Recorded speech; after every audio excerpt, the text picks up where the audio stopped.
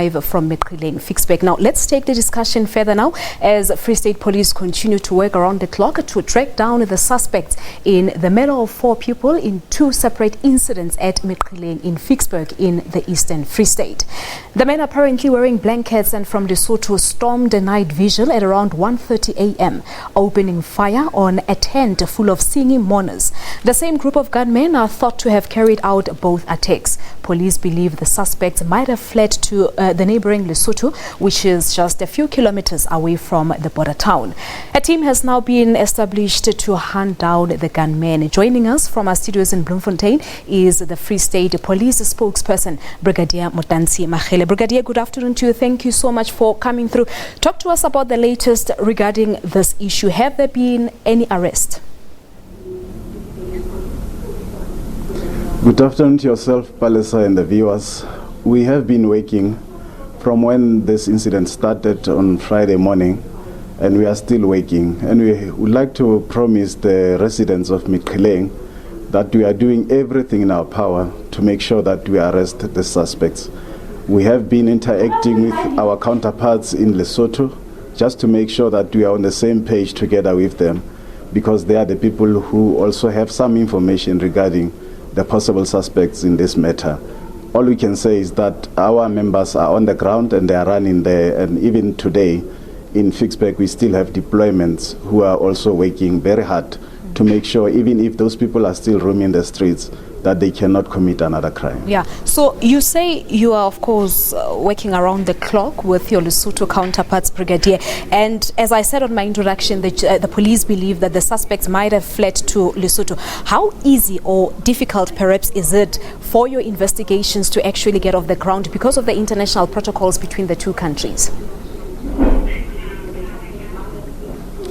We have what we call bilateral relationships, especially with our counterparts in other countries, and this assists a lot during times like this, though there are protocols or international protocols ruling or governing the movements between the borders. But when it comes to us as security forces or law enforcement, we make sure that every time when the incident like this comes, we are interacting with them immediately, just to make sure that while we are handling the part of international protocols, but the movement and operations continue, just to make sure that we can bring the perpetrators to book as soon as possible. Yeah. But what could have led to these killings, Brigadier? We do know that, of course, police are still very much busy with the investigations. But the question really is, why would they just shoot randomly at mourners at a night vigil of someone whom we understand was also murdered? We've just had a report from our reporter, Aphumelele Mdlalane, who's basically saying that apparently there's a feud between the 2 Sesotho musical groups in the area. Normally, when our investigations start from a point where we look into the occasion which is taking place, where the whole matter took place. It's at the night vigil. In other words, we have to start there to look into whether it could be the motive which led to where people were killed in this manner, and that's where we started. And for now, I cannot confirm officially that we have concluded that could be the motive, because at times you'll go that route only to find that it's something which might be misleading the investigating team. But we don't rule it out.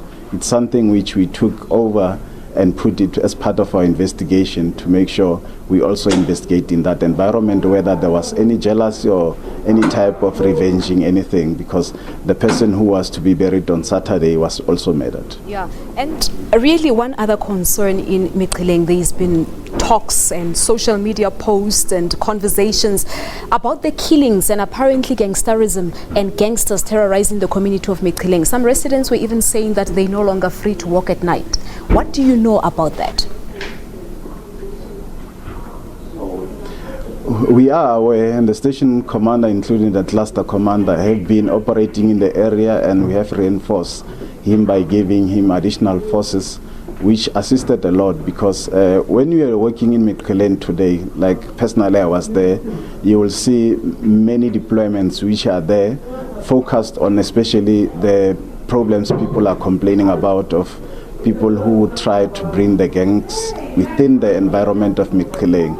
And I can promise you that we are doing all we can to make sure that the people are safe in Meqheleng. Hence, we appeal to them to say, give the security forces, give the law enforcement a space to operate, so as at the end of the day, we can be in a situation or in a position to arrest and apprehend these people. All I can say is that there are people who will in turn complain that the police were there harassing them in the evening and so on. The message I have for them is that when we are persuading someone who, with information that the person is armed, you cannot come to a house and just knock nicely. You have to make sure that tactically you approach that house. In the end, there will be people who will complain that the police maybe kick the door or so on. In the process, when we are doing that, it's all about making sure that even if we can detect a suspect, there won't be any other casualties in the end. All right, so you say now that more police have been deployed in the area, and the question really here is, did it really have to wait to this point where lives are lost before something is done by the SAPS? I mean, as I said, I've seen many posts on social media, the residents, they're complaining about the high level of gangsterism happening and high levels of criminal activities. Palisa, when you look at the history of Meqheleng, you will realize that from time to time there were operations in the area launched by the cluster commander himself as well as the station commander where they were personally involved.